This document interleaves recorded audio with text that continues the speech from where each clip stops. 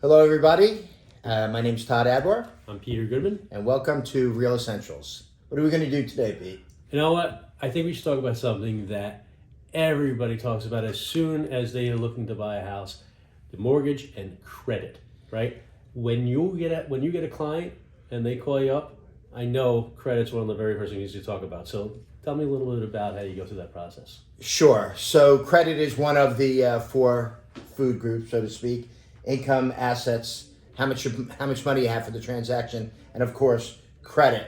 So the first thing I want to talk about is the misnomer that if you are looking for a car loan and you're shopping with your wife, and you walk in, and what happens? You run your credit, and then the next time you say, "Well, I don't want you to run my credit because my score may go down." Totally false.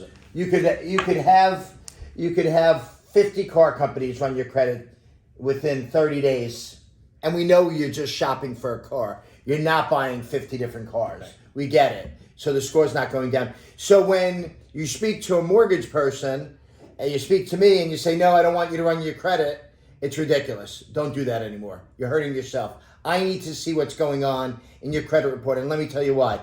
One of the great things that we do at Cross Country, Pete, is we have a credit analyzer. So let's just say your score is 699, and for the best rate you need 740.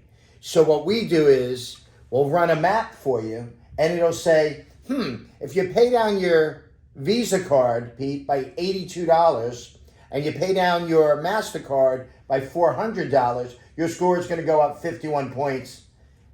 Why wouldn't you want to know that? You want to get the best deal that you can. That's going to save you thousands of dollars. If you don't let me run your credit, I can't give you that information. Anybody can give the information on the score. How quickly does that happen? 2 days. 2 days. So yeah, 2 days. So you tell me, okay, I have to pay off this card and my credit will go up. I pay the card, and 2 days later my credit. So what happens is you pay the card down. Let's say you owe $11,200 on your card, and I need you to pay it down to $9,821.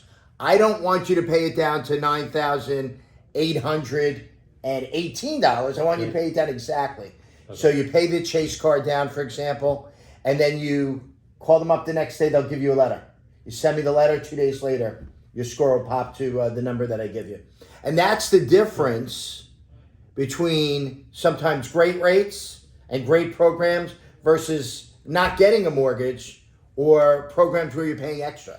So where should your credit score be?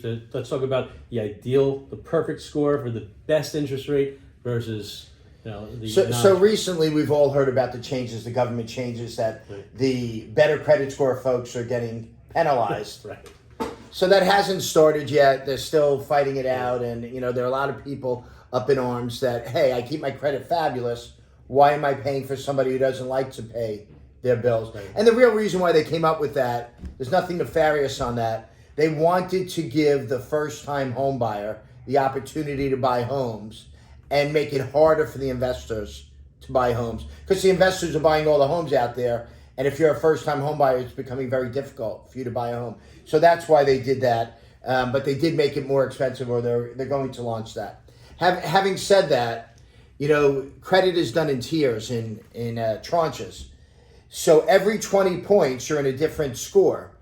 So 780 and above, that's top tier credit. That's tier 1. So if I'm 781 or I'm 821, I know everybody likes to brag. You ever run into your friend and he says, "Oh, I got 800 plus scores." Right. Well, if you have a 781, it doesn't matter. Right. Your score is just as good as that 820 guy. And then for each 20 points down, you go into a different tier. So 760 to 779 would be tier 2, 740, tier 3, so on and so forth. Right. Now, you can get some government loans all the way down to 500 scores, but it becomes very difficult. Really, where Fannie Mae stops, where the regular loan stops, is 620. And at 620, the rates that you're getting are not great. So you're getting the best possible rate at 780, and those rates at 780 haven't been affected. It's rates 760 to 680 that really have gotten the hits as to where the government's charging you more and subsidizing the 679 to 620. So if I'm a buyer and I'm getting ready to enter the market, what would you advise me to do? If my credit's not great, I want to get it up, but I'm not yet ready to apply for the loan. What do I do to prepare? So with me, your credit's good for 6 months, Pete. Okay. So you don't have to buy a house tomorrow. So if I run your credit and your score is, let's use 699. Right. So 699, I think, is tier 5. But you don't want to be in tier 5. You want to move it up to 760. And then I run a quick map for you. I send you that. And it's going to cost you $1,100 to get your score from 699 to 771. Okay. Okay? So here's what it works. A lot of times it's just paying down credit cards.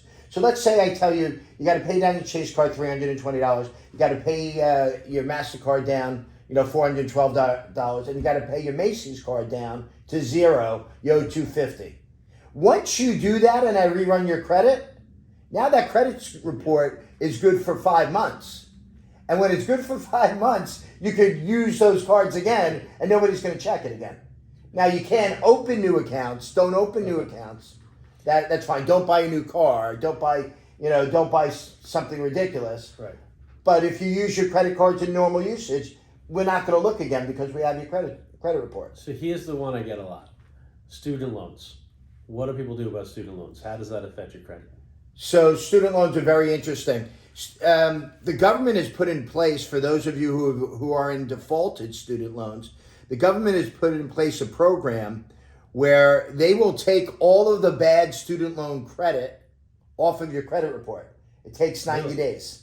So if you defaulted on your student loans, and there are so many people that I speak to that have had student loan problems, not only will they take the bad credit off, they'll give you 12 months of no payments to get back on your feet, and then you get to start paying it again. So, that's a great program that the government has put in place. Oh, that's great. That most people don't know. So all of that bad credit, this is the time.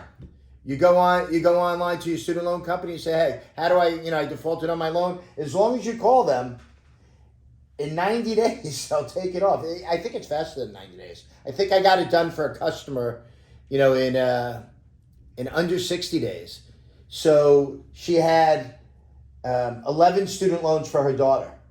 Her daughter wasn't paying this loan, right? Right. But that's how it is, right? I mean, you're getting 11 student loans for her daughter. Not even hers. Not even hers. 11 student loans for her daughter, all in default. We got it off of her credit. She had no payments for a year, and we got her into a house. Her score went from 580 to 701. Wow. That's awesome. 580 is because she was paying everything else, everything in her name, she was paying on time. Right. But when you co-sign for your kid and then you say, oh, kid, I got to pay it. So basically what you're saying is if someone has okay credit, they're not sure, but they're ready to buy a house, call me. you. Yeah, right? absolutely. You'll work it out with them, whether it be student loan, whether it be increasing their score to get them a better... A million percent. That's the idea. If you think you're going to buy over the summer or before September, call me now. Let me run your credit now. It's good for 6 months. Look, like I always say, an ounce of prevention is worth a pound of cure. 1,000,000%. That's it. 1,000,000%. Okay, thank you. We'll talk to you on the next time at... See you next time. Real Essentials.